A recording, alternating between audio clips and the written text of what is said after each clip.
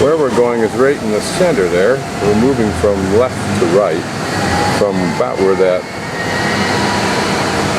red dot is, to the right to Lindenhof. I'm not sure how far I must go to get to, or on top of Lindenhof, but the ambience of trees and elevation suggests I'm getting there. Are across the river or where I'm trying to go, I don't know yet.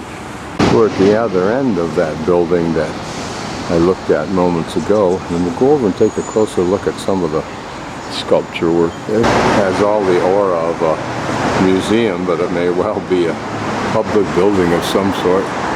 But again, that looks like a water tower. Certainly it's not. These are curious modern sculptures. Again, I'm not sure what all this is, unless this is the Fraumunster, which was a, if that's what it is, former convent complex.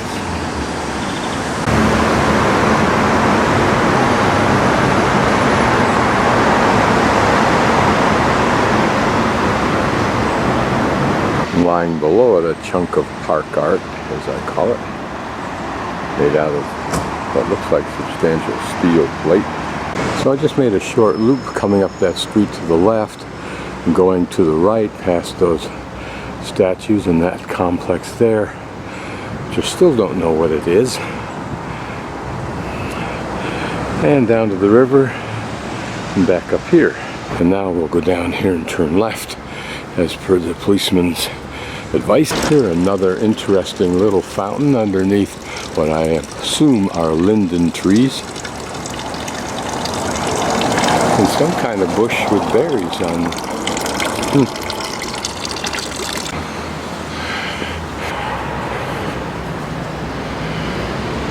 Children's area. As well as a place to walk your dogs. A lovely little place to picnic, and there's a barbecue back in there.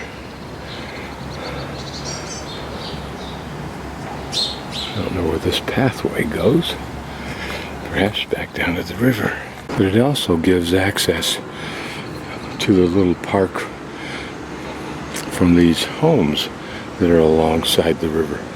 Now this is an elegant little place to live.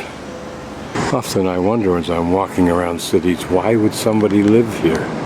And where would they live if they did? And I think in these few homes alongside the river and this park, these would be lovely places to live.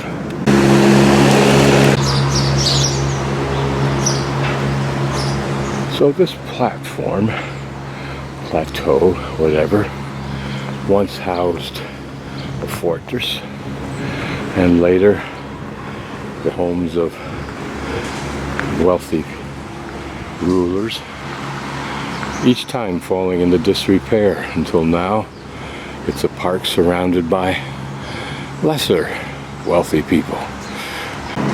Here's the view from Lindenhof, looking over to the east side, and somewhere up there to the left my hostel.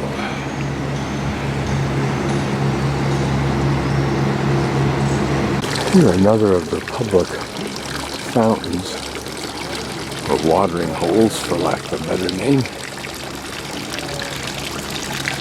And apparently the water good.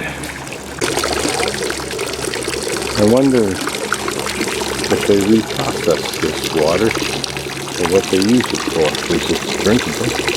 Drop off the south end. And I believe this may be a stone that alludes to Roman occupation here at one time, and may be a stone that first describes the name Zurich.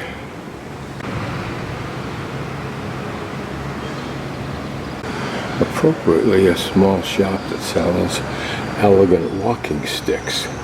I say appropriate because it's halfway up this very steep hill. Notice the billiard ball in the back. And about just for the interest of these twisted streets and different elevations,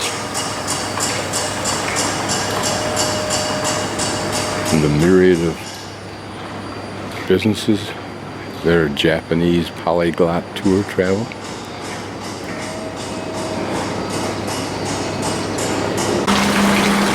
Just below the Lindenhof, another fountain.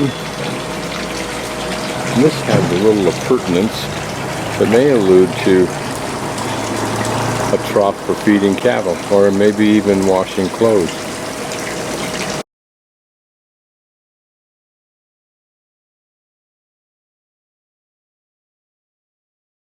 Another pretty shop, again, immediately below the Lindenhof.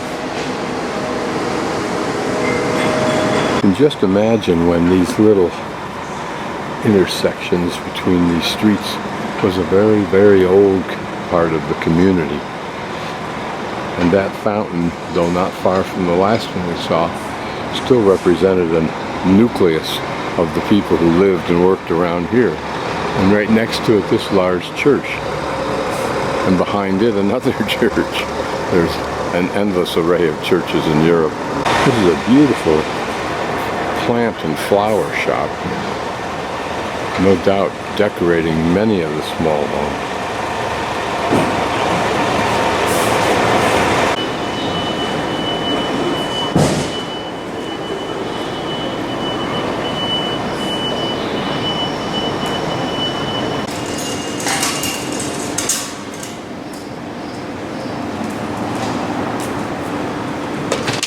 An interesting showstopper at a Breitling or that watch company shop. At the base of that street we were just looking at, and we'll look at it from a different perspective now.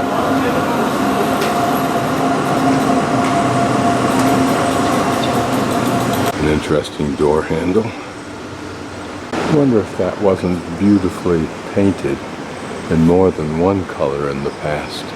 And I believe the church across from this very lovely plant store may be St. Peter's.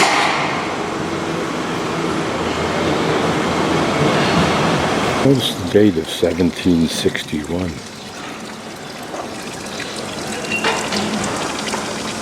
And the date on the back of this church, 1596. What the 1938 refers to, I don't know. The sign seems to say it all. Also indicating directions as to how to get into it, after no doubt they sold off a major portion of the land that used to surround it. Not sure, but this nearby church, which it took quite a little bit of roaming around the periphery area to get to, maybe St. Peter's. These are plain churches.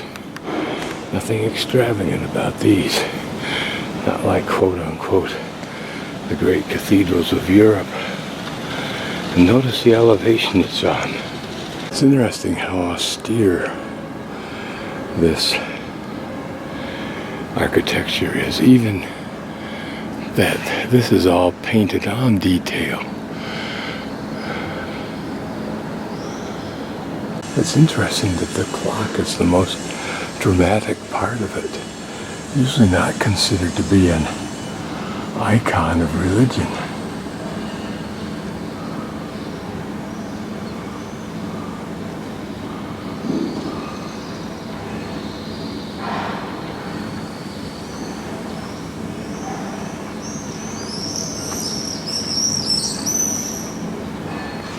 Another street on the perimeter of the church, but imagine that there was a time when the church owned a fair amount of land around this building. Notice that the same architectural device of painting persists on the buildings nearby. It's an endless number of shops, and many of them pushing watches, as though Switzerland refuses to give up its heritage of watchmaking.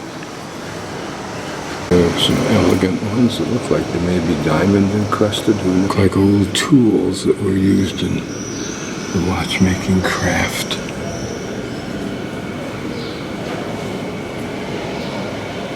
These may be the inner workings of older clocks. Don't know for sure. This elegant, large timepiece is interesting for the handle, not to mention what looks like gold.